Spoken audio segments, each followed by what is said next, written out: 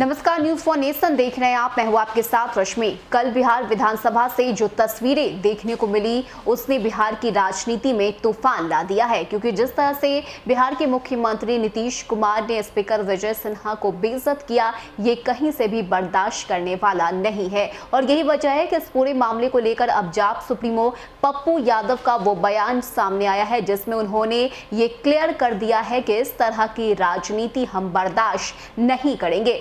इतना ही नहीं, बता दें कि पप्पू यादव ने यह भी कहा है कि बीजेपी तुरंत इस्तीफा दे और अलग सरकार से अलग होते हुए चुनाव करवाने की घोषणा करे। यानी कि अब ये बात सीधे सरकार पर आ चुकी है और यही वजह है कि पप्पू यादव ने खेल को बंद करने की बात कही है और साथ ही साथ ये भी कहा है कि बीजेपी को इस वक्त स्टैंड लेते हुए सरकार से अलग होना चाहिए और साथ ही चुनाव की घोषणा भी बिहार में होनी चाहिए। क्या कुछ कहना है जाप सुप्रीमो पप्पू यादव का और किस तरह से कल की हुई घटना को लेकर पप्पू यादव की ये तीखी टिप्पणी देखने को मिली है, छोड़े जाते हैं आपको उस पूरे बयान के साथ। आज जो हो रहा है, फिर लगातार विपक्ष की भूमिका तो हमेशा संदिग्ध रही, चोर चोर मौसेरा भाई।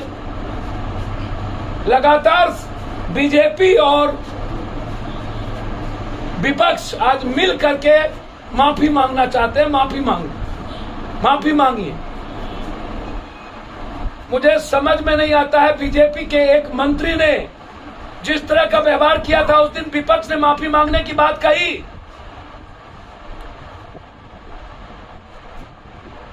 उस दिन भाजपा कहां थी जहां पर यह कहा गया था अलबलाइए नहीं।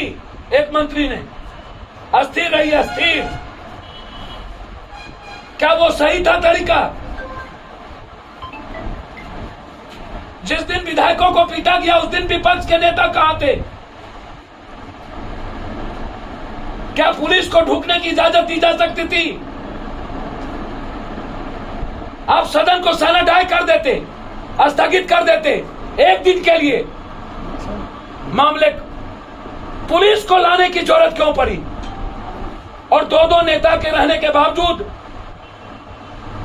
लोकतंत्र का सबसे बड़ा चीरहरण उस दिन हुआ जिस दिन विधायक और विधायक को जूते और लात से मारे गए थे। वो दिन क्यों भूल दिया गया? आज अस्थिर करने का जो लोकतंत्र का प्रयास है विपक्ष का, वो माफ नहीं करेगी जनता। जब चुनी हुई एक सरकार को लगातार बीजेपी और विपक्ष पदच्युत करने की लगी हुई है।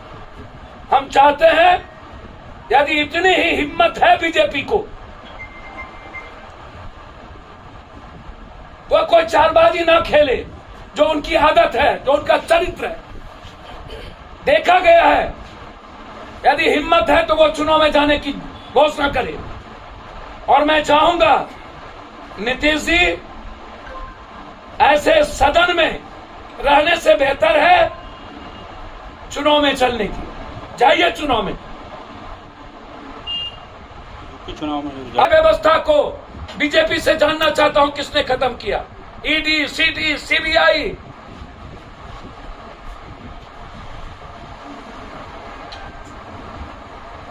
जितनी सारी चीजें हैं, विधायपालिका, संविधान, हर व्यवस्था को ध्वंस करने में 8 साल में कोई कसर बीजेपी आरएसएस के लोगों ने नहीं रखा।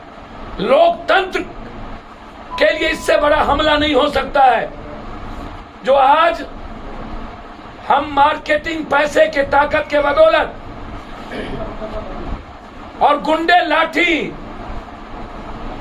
और छल कपट और फरेबी के बदौलत हम लोकतंत्र के वोट को समाप्त करने जा रहे हैं।